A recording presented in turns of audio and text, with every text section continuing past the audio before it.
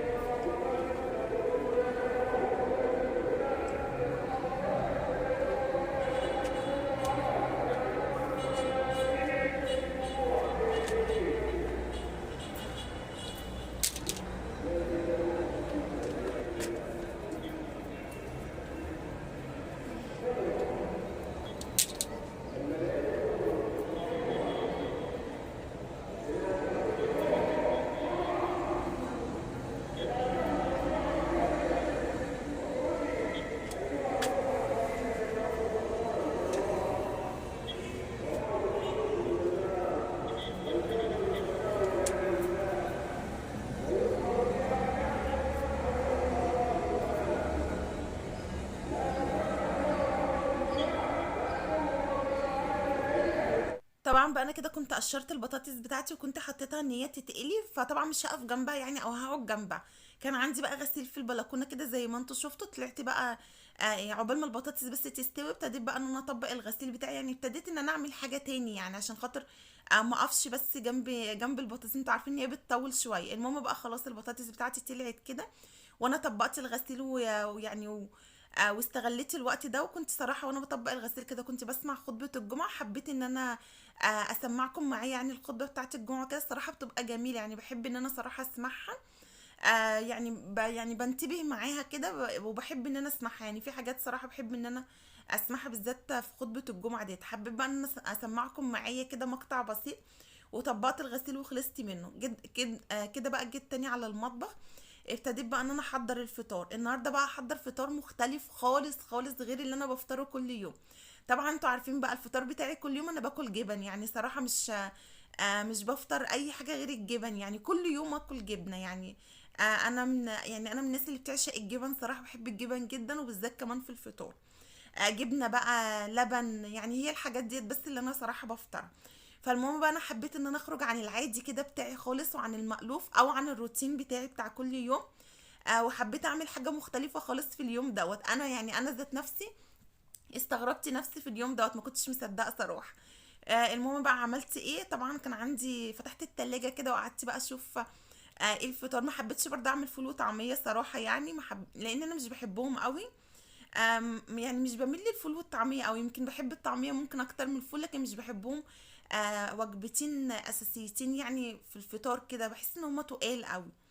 لكن هم صراحة من الأكلات الشعبية، يعني هي مصر صراحة معروفة بالفول والطعمية والكشري، من الأكلات الشعبية بتاعتنا يعني، ومن أجمل الأكلات صراحة.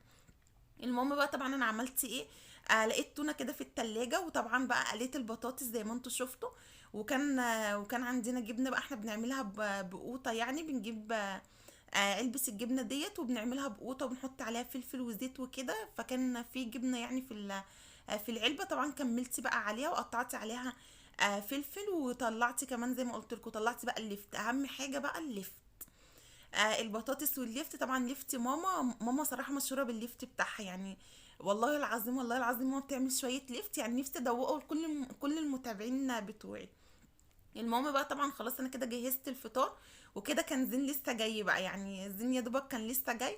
فهنا بقول له طب انت ما بوستنيش يعني، ودخلت ان انت عايز تلعب على طول، ما دخلتش ان انت تبوسني يعني وكده. المهم طبعا خلاص خلصت زي ما قلت لكم، وطلعت كمان جبنه رومي، وكده بقى الفطار بتاعنا البسيط قوي يعني. هنفطر بقى طبعا. او حتى الجبنه قديمه كمان. طبعا الجبنه القديمه ديت انا اللي عاملاها، وبحب ان انا على طول الجبنه القديمه دي تكون عندي في البيت، يعني انا بحبها قوي صراحه. وعلى طول بحب ان انا اهتم ان يكون عندي جبنه قديمه، يعني بحس ان هي من اساسيات البيت الجبنه القديمه. فطبعا انا كنت مطلعاها شويه كده في بطرمان عشان خاطر ما بهدلش يعني البطرمان الكبير بتاعي. فكل ما البطرمان دوت يخلص بعبيه واحطه في التلاجة. طلعت بقى شويه كده، قلت كمان عشان خاطر لو حد يعني حب ياكل جبنه قديمه جنب البطاطس وكده. وطبعا الليفت بتاع ماما حكايه صراحه. خلاص بقى الحمد لله يعني فطرنا كده، والفطار كان جميل صراحه وكان لذيذ يعني. يمكن عشان بقالي كتير ما اكلتش الفطار دوت فحسيته لذيذ قوي. المهم خلاص بقى طبعا هنا دخلت بقى ابتدي ان انا هنضف بقى المواعين يعني وكده، وهرجع كل حاجه مكانها. بس طبعا مش هصبن المواعين دلوقتي، يعني انا مش هصبنها صراحه لما بشرب كوبايه القهوه بتاعتي. لازم يعني اساسي بالنسبه لي ان انا لازم اشرب كوبايه القهوه. المهم طبعا يعني الدماغ ما تتظبطش بعد كمان الفطار ده. هو كوبايه شاي، المفروض ان احنا نشرب كوبايه شاي، لكن انا بالنسبه لي صراحه بشرب كوبايه قهوه يعني.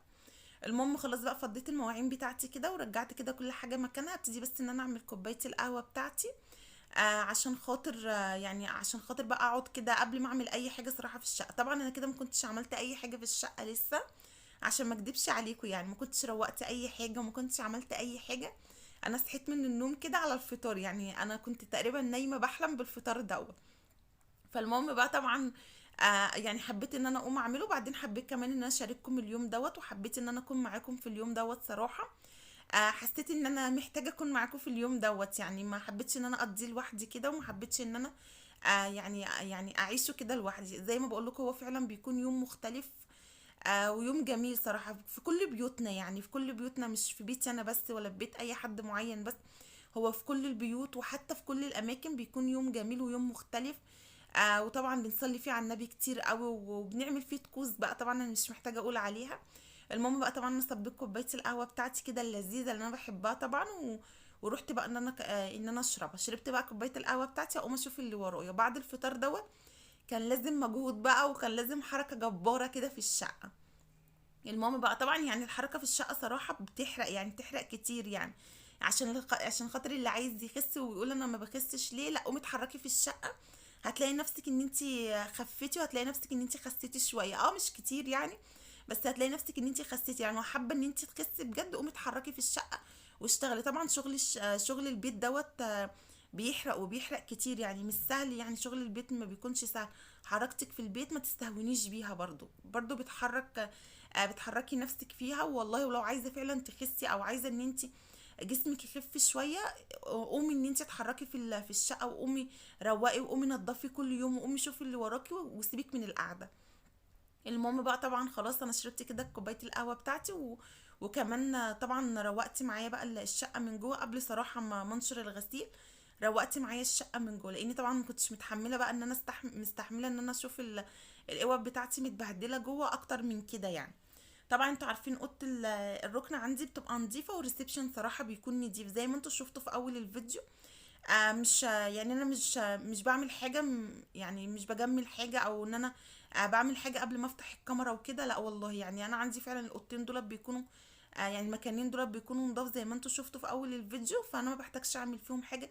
غير بس اوضه الركن اللي بعمل فيها حاجات بسيطه، يعني بشيل بس مكان ما كنا قاعدين، حاجه كسلت عنها بالليل، حاجه ببقى عايزه اعدلها، بس حاجه بسيطه قوي. المهم بقى طبعا روقت الاوض برضو عندي جوه، وظبطت الشقه خالص عشان خاطر ما اقدرش زي ما قلت لكم، ما اقدرش اتحمل اشوفها اكتر من كده متبهدله. المهم طبعا خلاص هنا كان عندي بقى الفرش بتاعي الانتريه دوت كنت غسلاه. ابتديت ان انا انشره عشان خاطر زي ما انتم شايفين في كوبة غسيل كده عندي في الباسكت دوت. صراحه كتر خير الباسكت ده، بيتحملني كتير، متحملني صراحه. فعندي غسيل كتير قوي قوي، وعندي كوبة كده زي ما انتم شايفين. فقلت بقى ما بديش يعني قبل ما اخش بقى على المطبخ، هبتدي ان انا يعني انشر الغسيل اللي عندي في الغسالة، وهبتدي كمان ان انا احط حطة غسيل كده. المهم طبعا وانا بحط حطة الغسيل، يعني انا كنت رايحة احط حطة الوان. بصوا الغسيل مهم قوي ان احنا ننظمه يعني. اهم حاجة في ان الغسيل يكون نضيف معاكي، ان انت تنظمي او يعني تنقضيه. يعني كانت ماما زمان تقول على الغسيل ان انت بتنقضيه. ايه معنى تنقضيه؟ ان انت تحطي الالوان على بعض، الفتحه لوحدها، تحطي الحطه السودا لوحدها، تحطي الابيض لوحده. يعني طبعا لما كنا بنغسل على غسالات عاديه زمان، يعني ماما كانت بتغسل على الغساله العاديه، كانت تعمل كده. وطبعا كانت تحط الابيض وبعدين الالوان وبعدين اغمق لاغمق كده يعني. فالمهم طبعا انا اتعلمت الموضوع دوت صراحه من ماما، حتى في الغساله الاوتوماتيك بعمل الموضوع دوت. بعمل ايه يعني؟ طبعا بجمع عندي الدورات كده لدورة ابيض، الوان مثلا الوان فاتحة، الوان اغمق شوية، مثلا الاسود خالص بقى، الحطة اللي هي السودا خالص. وطبعا حطة الملايات والفوط دي بحطها مع نفسها كده لوحدها يعني. فانا طبعا عندي الغسيل بعمله لكذا دورة صراحة. فانا طبعا هنا كنت بنقط بقى الغسيل بتاعي يعني. لقيت ان انا مش عايزة احط حطة الوان، عايزة احط الحطة السودا اكتر. المهم بقى طلعتها كده وحطيتها، بجمعها مع بعض كده زي ما انا قلت لكم يعني، بحطها مع بعضها. طبعا كده بيكون احسن واضمن بالنسبه لي، ان انا ببقى مطمنه وضامنه ان مفيش حاجه ترمي على بعضها. يعني انا ببقى حاطه الوان كلها او حاجات سودا، معظم الحطه بتكون اسود صراحه. فبكون ضامنه، او حاجات مثلا هي الصوف بقى انتوا عارفين، الصوف اللي هي الرصاصي الغامق والحاجات ديت ممكن بحطها برضو معاها. فبكون ضامنه ومتاكده زي ما بقول لكم ان مفيش حاجه ترمي على الغسيل عندي. يعني انا ساعات بلاقي ناس كتير قوي بتشتكي من الغسالات الاوتوماتيك، ان بتخلي الغسيل بيرمي على بعضه، وممكن حاجه حمراء رمت على حاجه بيضة. طبعا كان بيحصل معايا الحاجات ديت يمكن في اول ما جبنا الغساله، بس الكلام ده من فتره جامده قوي يعني، من زمان يعني. المهم طبعا دي مش اول غسالة احنا نجيبها، كنا جايبين غسالة قبل كده. فكانت ممكن بيحصل معايا في الاول صراحة، لحد ما ابتديت ان انا اتعود يعني، ولحد ما ابتديت ان انا انظم الغسيل واعرف ايه اللي المفروض يتحط مع بعض وايه اللي ما يتحطش. فالموضوع ده صراحة يعني مع يعني ايه، مع الاستمرارية. كل حاجة مع الاستمرارية بتبتدي ان انت تتعودي عليها، وبتبتدي ان انت بتعرفي تتعلمي عليها. بس المفروض يعني المهم ان انت تتعلمي، مش ان انتي مثلا تغلطي، ويعني ممكن ان انا مثلا حطيت تيشيرت احمر مع حاجات بيضة، طبعا رمت وبهدلت الدنيا. فمش هرجع ان انا اعيد الخطأ دوت تاني يعني. ابتديت بقى ان انا اتعلم وكده. وزي ما بقول لكم ان انا بحط الغسيل دورات وكده، ده صراحة بيفرق معايا كتير. بيفرق معايا في نظافة الغسيل يعني، ده بيفرق الصراحة معايا في نظافة الغسيل، ودايما غسيلي يكون نضيف يعني، وملاياتي وفوطي. فده بيفرق معايا كتير. فالمهم يعني زي ما بقول لكم ده انا بكون ضامنه صراحه ان مفيش حاجه ترمي على بعضها في الغسالة. المهم بقى خلاص انا حطيت الغسيل كده، وشغلت بقى الغساله جنبي. يعني انا بحب ان انا الغساله طول ما انا شغاله الغساله شغاله، يعني ليه تقف؟ طول ما انا شغاله في الشقه انت كمان لازم تشتغلي يعني. فالمهم طبعا انا بحس ان هي جزء من يومي، يعني جزء صراحه من يومي، انا لازم اساسي كده في يومي. المهم بقى طبعا هنا ابتديت بقى ان انا اصب المواعين، عشان خاطر خلاص بقى المواعين بتاعه الفطار كانت مبهدله بقى المطبخ كده، وكان المنظر صراحه مش لطيف يعني، وشكلها ما كانش لطيف. بس كان لازم ان انا ارتب الشقه بتاعتي من الاول من بره قبل ما اخش على المطبخ يعني. قلت المواعين تستنى، زي ما انتوا عارفين انا بعمل الحاجه بتاعتي اولويات يعني. المهم بقى طبعا هنا ابتديت بقى ان انا احط يعني الاول اغسل بس الكوبايات بتاعتي. وزي ما بقول لكم ابتديت صراحة دلوقتي ان انا يعني ما بقتش ان انا اشغل المية كتير زي الاول يعني. كل ما اجي اصب من المواعين طبعا بفتكركم، والله العظيم بفتكر الكومنتات بتاعتكم. لما كنتوا بتقولي يعني المية حرام والاهدار في المية ازيد من اللازم حرام وكده. فانا على قد ما بقدر دلوقتي والله ما بقتش ان انا يعني استخدم المية كتير، غير لما بس اجي اشطف الحاجة.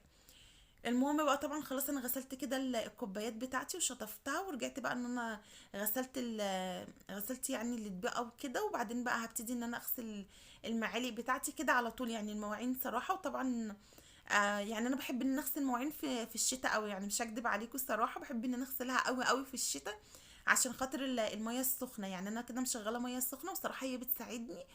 وانا بحب ان انا يعني لما بكون بردانة بروح اصب المواعين يعني.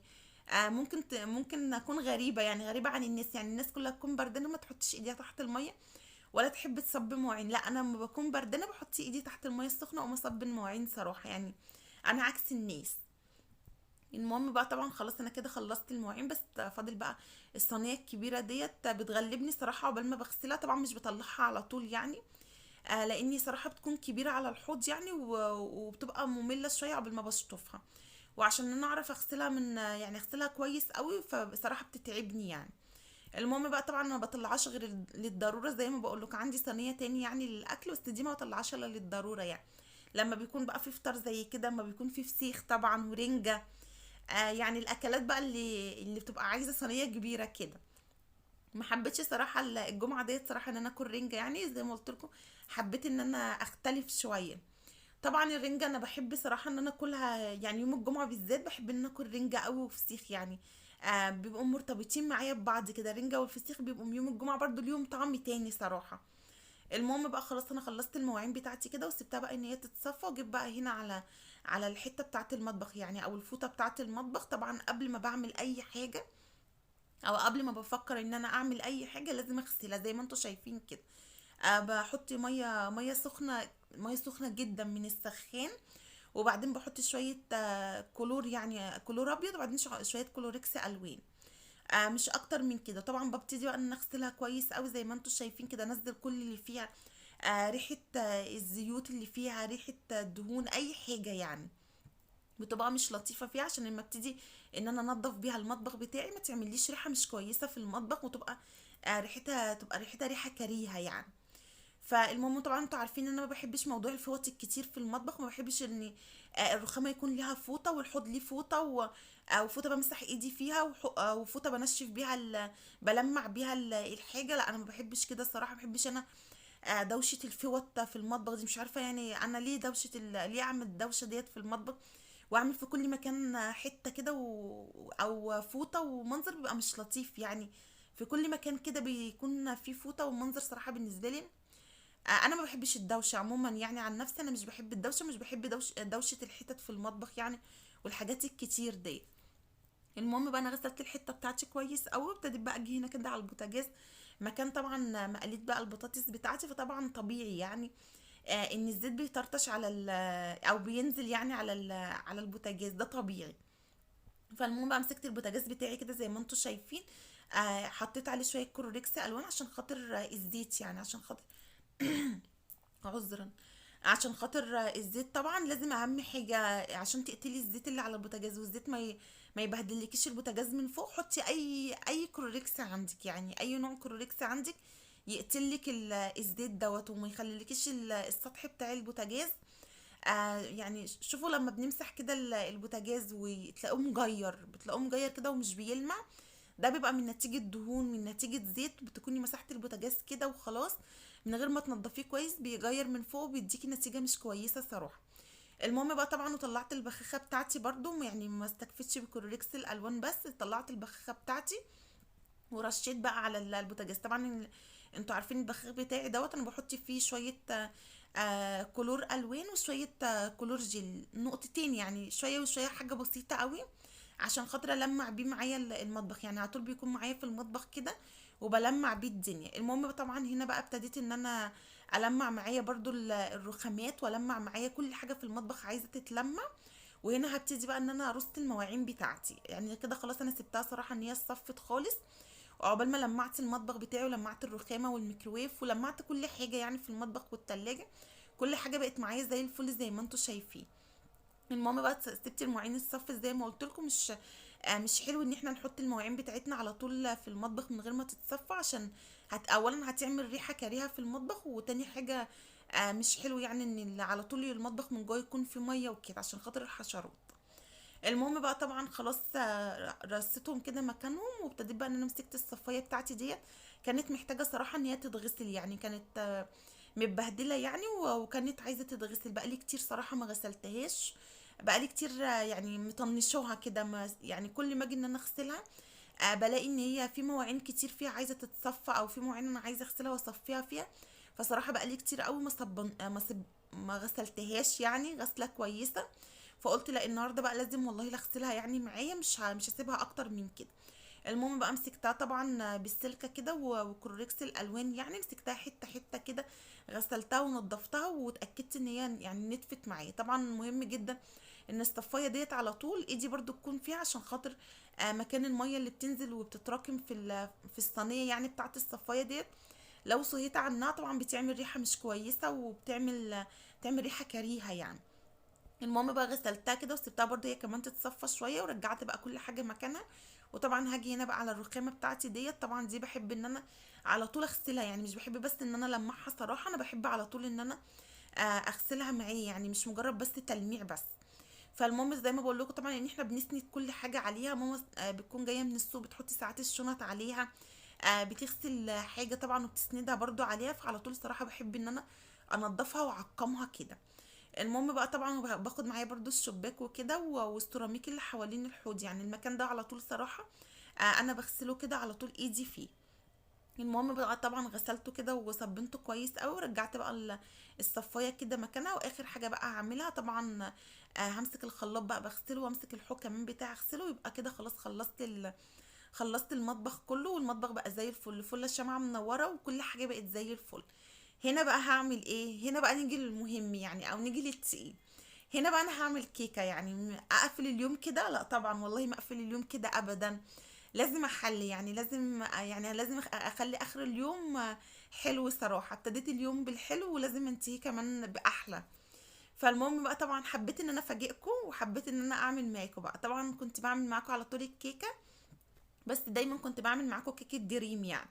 طبعا اتطورت، يعني انا اتطورت شويه واتقدمت شويه، وابتديت ان انا اعمل الكيكه، يعني اعملها بايديا كده. يعني انا عايزاكم تباركولي صراحه، يعني ده تطور جامد قوي مني، يعني ان انا اعمل كده ففي تطور والله يعني. هتلاقوا الايام الجايه في ابداع. فالمهم بقى طبعا ليه بقول كده على نفسي؟ لاني والله انا مش ان انا ما مش مش ان انا ما بعرفش اعمل، انا ما بحبش اعمل يعني صراحه، يعني انا خلقي ضيق زياده عن اللزوم. ماليش في المطبخ بقى وان انا اقف واطبخ واحط ده على ده واغسل ده واعمل ده، فانا ماليش في الموضوع دوت يعني صراحه. ماليش طولي بال للمطبخ، لكن هو المطبخ لذيذ يعني وكل حاجه. مش بكره نفسي فيه، وان انا مش ان انا يعني ما بعرفش اعمل الحاجه، لا انا بعرف اعمل حاجه كويس قوي الحمد لله. يعني انا مفيش حاجه ما بعرفش ان انا اعملها. واللي ما بعرفش اعمله بحاول ان انا اعمله وبتعلم وبجرب، عشان خاطر ما بحبش ان انا اقول على حاجه انا ما بعرفش اعملها يعني. فالمهم طبعا هنا بقى عملت ايه، طبعا عملت الكيكه بقى، عملتها قبل كده مع نفسي صراحه. حبيت اول ما اعملها حبيت ان انا اعملها مع نفسي عشان اشوف هتنجح ولا لا.